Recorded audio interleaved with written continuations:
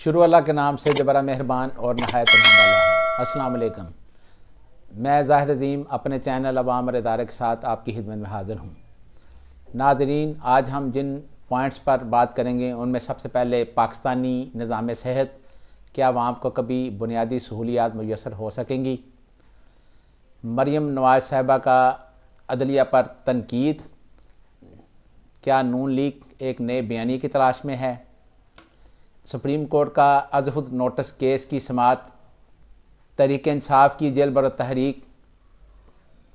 مرکزی قائدین کی غیر سنجیدگی، قومی اسمبلی میں ضمنی الیکشن معطل کر دیا گیا election commission, J I T کی رپورٹ تبدیل کرنے کی کوشش کی جا رہی ہے عمران خان، چائنا سے $70 کروڑ پاکستان منتقل کر دیے گئے۔ سب سے پہلے ہم بات کریں گے پاکستان کے نظام صحت کے حوالے سے۔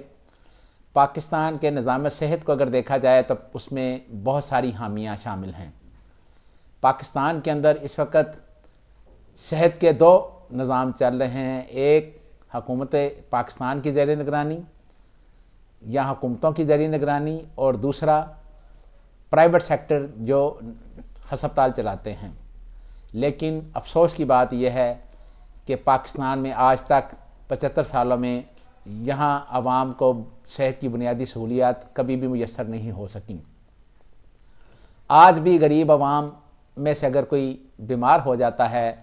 تو وہ بیچارہ یا تو رول رول کر مر جاتا ہے یا پھر وہ اپنا علاج کرانے کے چکر میں اپنا گھر بھی بیچ دیتا ہے اور خود بے گھر ہو جاتا ہے۔ جب کوئی شخص یہاں پہ بیمار ہوتا ہے تو سب سے پہلے وہ گورنمنٹ ہاسپٹل میں جاتا ہے، جہاں پر اس کو پراپر طور پر فیسیلیٹیٹ نہیں کیا جاتا، بلکہ وہاں پر اس کو دھکے دیے جاتے ہیں۔ اس کے بعد وہ مجبور ہو جاتا ہے پرائیویٹ ہاسپٹل کی طرف جانے کے لیے، جہاں پرائیویٹ ہاسپٹلوں میں علاج تو ہو جاتا ہے، لیکن اس علاج کے دوران یا تو وہ اپنا گھر بیچ دیتا ہے یا پھر وہ اس دنیا سے اگر چلا جائے تو جب تک وہ بل کی ادائیگی اس کے جو لواحقین ہیں وہ نہ کریں تب تک اس کی ڈیڈ باڈی بھی نہیں دی جاتی۔ کتنے افسوس کی بات ہے کہ ترقی یافتہ ملکوں میں سب سے پہلی جو ان کی اولویت ہے وہ سب سے پہلے صحت کے بارے میں سوچتے ہیں، لیکن ہمارے ملک میں اتنے سالوں کے باوجود ہم تیسری نسل شروع ہو چکی ہے، ہم نے آج تک اپنی عوام کو ایک بنیادی سہولت بھی نہیں دی۔ ہماری جو عوام ہے آج بھی اسی طرح سسک کر مر رہی ہے جس طرح وہ پہلے مرتے تھے۔ سابقہ پچھلی جو تحریک انصاف کی حکومت تھی انہوں نے ایک اچھا قدم اٹھایا تھا، انہوں نے صحت کارڈ پالیسی جو شروع کی تھی انشورنس کے ذریعے، وہ ویسے تو ٹھیک تھی لیکن اس کے باوجود لوگوں کو صحیح طریقے سے ان کو رہنمائی نہیں دی جاتی تھی، اور بلکہ جہاں پرائیویٹ ہسپتالوں کو الاؤ کیا گیا تھا علاج کروانے کے لیے، ان پرائیویٹ ہسپتالوں نے بھی اس میں بہت زیادہ لوٹ مچا رکھی تھی۔ پرائیویٹ ہسپتالوں میں ہم نے خود دیکھا ہے کہ جب کوئی پیشنٹ اپنا صحت کارڈ کے حوالے سے وہاں ایڈمٹ ہوتا تھا تو پرائیویٹ ہاسپٹل والے 4-5 دن داخل کرنے کے بعد ان سے کہتے تھے کہ آپ کے پیسے ختم ہو چکے ہیں، لہٰذا آپ اپنے مریض کو یہاں سے لے جائیں، لیکن اس مریض کا علاج نہیں ہو پاتا تھا۔ اس چکر میں حکومت نے یہ کر تو دیا تھا لیکن اس کے اوپر کوئی پراپر چیک اینڈ بیلنس نہیں رکھا، جس کی وجہ سے بہت لوٹ مار جو ہے وہ پاکستان میں مچی اور پرائیویٹ ہاسپٹلوں نے بہت زیادہ لوٹ مار مچائی ہوئی تھی۔ ابھی بھی اب وہ صحت کارڈ دوبارہ سے بحال کر دیا گیا ہے، لیکن ابھی بھی اس کے اوپر کوئی صحیح چیک اینڈ بیلنس نہیں رکھا گیا، اور ابھی بھی ہم اگر دیکھیں اور مشاہدہ کریں تو پرائیویٹ ہسپتال والے جو ہیں وہ لوگوں کے ساتھ بہت ناانصافی کر رہے ہیں۔ دوسری طرف جو حکومتی ہاسپٹل ہیں وہاں پر اگر کوئی پیشنٹ جاتا ہے تو اس کو صحیح طرح سے گائیڈ نہیں کیا جاتا، وہاں جو کاؤنٹر بنے ہوئے ہیں ان کاؤنٹر کے اوپر بھی صحیح طریقے سے لوگوں کو رہنمائی نہیں دی جاتی۔ خدارا لوگوں کو سوچنا چاہیے، اور میں آج کے جو ڈاکٹرز ہیں جو پرائیویٹ ہسپتالوں میں جو بیٹھے ہوئے ہیں، میری ان سے گزارش ہے کہ وہ لوگوں کے لیے مسیحا کا کام کریں، وہ لوگوں کے لیے کسائی کا کام نہ کریں۔ اگر ان کو اپنے عہدے کے ساتھ انصاف کرنا چاہیے اور سوچنا چاہیے کہ آج وہ جس مقام پر ہیں ان لوگوں کی وجہ سے اس مقام پر ہیں، اور لیکن اس کے باوجود شاید ہم لوگ مرنا بھول گئے ہیں، ہمیں اس چیز کا احساس نہیں ہے کہ ہم لوگوں کی زندگیوں کے ساتھ کھیل رہے ہیں۔ مریم نواز صاحبہ نے جس طریقے سے عدلیہ کے اوپر تنقید کے تیر برسانے شروع کر دیے ہیں، اس سے اندازہ ہوتا ہے کہ مسلم لیگ نون کتنی پریشان ہے۔ شاید مسلم لیگ نون اب ایک نئے بیانیے کی تلاش میں ہے، کیونکہ مسلم لیگ نون جب تک نیا بیانیہ نہیں بنا لے گی تب تک وہ الیکشن میں نہیں جانا چاہتی۔ مسلم لیگ نون کو اندازہ ہے کہ ان کی اس وقت عوام میں کیا پذیرائی ہے، کیونکہ اگر ہم پچھلے دنوں آپ نے مریم نواز صاحبہ کا ایک بیان نوٹ کیا ہوگا جس میں انہوں نے موجودہ جو حکومت ہے، جو ان کے چچا کی حکومت ہے، جس میں مسلم لیگ نون کے جو صدر ہیں میاں شہباز شریف صاحب، وہی اس ملک کے وزیر اعظم ہیں، لیکن مسلم لیگ نون کی جو چیف آرگنائزر مریم نواز صاحبہ نے ان کو ماننے سے انکار کر دیا ہے، بلکہ انہوں نے یہاں تک بھی کہا ہے کہ یہ حکومت ان کی نہیں ہے، یہ تو پی ڈی ایم کی حکومت ہے۔ لیکن دوسری طرف مسلم لیگ نون والے تمام جتنے بھی پروٹوکولز وہ تو انجوائے کر رہے ہیں، اور ان کے جو ایم پی ایز اور ایم این ایس جو ہیں وہ سرکاری جو فنڈ ہے وہ استعمال بھی کر رہے ہیں، لیکن اس حکومت کو ماننے کے لیے تیار نہیں ہے مسلم لیگ نون کی جو چیف آرگنائزر مریم نواز صاحبہ۔ شاید وہ بھول گئی ہیں کہ جب تک آپ حکومت میں ہیں تب تک آپ کا بیانیہ کام نہیں کرے گا۔ اگر آپ حکومت میں رہ کے حکومت میں حلف کوئی بیانیہ اپنائیں گی تو اس کی کوئی اہمیت نہیں ہے۔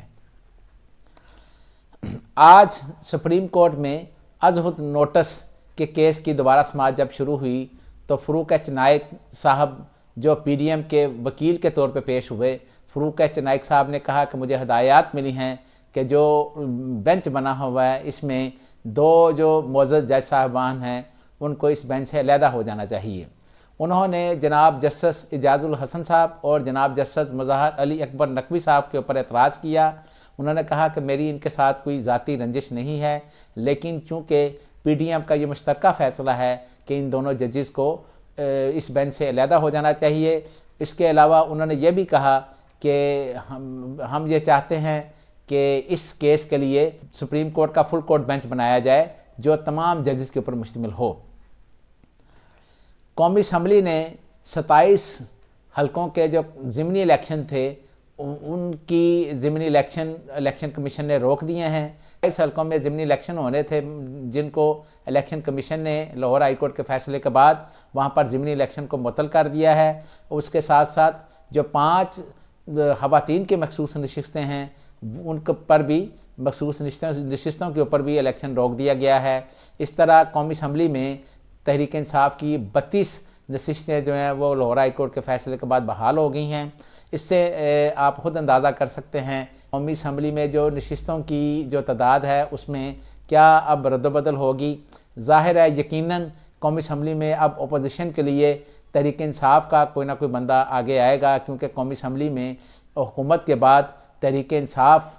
کی تعداد اب زیادہ ہے اور اپوزیشن کی جو سیٹ ہے وہ تحریک انصاف کا بنیادی حق ہے۔ تحریک انصاف کی جو جیل برو تحریک کا آج تیسرا روز تھا، لیکن اس میں تحریک انصاف کے جو مرکزی کچھ قائدین جنہوں نے غیر سنجیدگی کا مظاہرہ کیا، ایسے لگ رہا تھا کہ ایسے عمران خان صاحب نے اس کے اوپر کوئی صحیح طرح مشاورت نہیں کی اور تحریک انصاف کے جو مرکزی جو رہنما ہیں وہ گرفتاری دینے کے لیے تیار نہیں ہیں۔ لیکن بہرحال آج پنڈی میں جب تحریک انصاف کی جیل برو تحریک کا باقاعدہ تیسرے روز آغاز کیا گیا تو اس وقت زلفی بخاری صاحب، فیاض الحسن چوہان صاحب اور صداقت عباسی صاحب نے تقریباً 2 کے قریب کارکنان کے ساتھ گرفتاری دے دی۔ اس کے علاوہ جناب شیخ رشید صاحب اور جناب علامہ راجہ ناصر عباس صاحب بھی گرفتاری دینے کے لیے پہنچ گئے۔ عمران خان صاحب نے آج اپنے ایک ٹویٹ بیان میں یہ کہا ہے کہ ان پر قاتلانہ حملے کے لیے جے آئی ٹی کی جو رپورٹ تھی اس کو تبدیل کرنے کی کوشش کی جا رہی ہے۔ عمران خان صاحب نے کہا کہ جے آئی ٹی کی رپورٹ کے مندرجات کو تبدیل کیا جا رہا ہے۔ انہوں نے کہا اگر کسی کو کوئی شک و شبہ ہے یا اگر کسی کو کوئی مسئلہ ہے تو وہ انسداد دہشت گردی کورٹ میں جا کر دیکھ لے، جے آئی ٹی کی رپورٹ وہاں پڑی ہوئی ہے، اس کو دیکھا جا سکتا ہے۔ انتہائی درینہ دوست ملک چین نے $70 کروڑ پاکستانی اسٹیٹ بینک کو ٹرانسفر کر دیا ہے۔ چین نے یہ $70 کروڑ چین کے چائنا کے ڈیولپمنٹ بینک کے ذریعے پاکستانی اسٹیٹ بینک میں ٹرانسفر کیا ہے، جس سے ظاہر ہے پاکستان کے جو زر مبادلہ کے جو ہائر ہیں وہ بڑھ جائیں گے۔ اور امید کی جا رہی ہے کہ پاکستان شاید آنے والے وقتوں میں اس میں معاشی صورتحال میں بھی اس کی بہتری آ جائے۔ اگر آپ کو ہماری یہ ویڈیو پسند آئی ہو تو نیچے دیے گئے بیل آئیکن بٹن کو دبا کر اپنے اس چینل کا حصہ بنیں۔ اللہ تعالی ہم سب کا حامی و ناصر ہو۔ خدا حافظ۔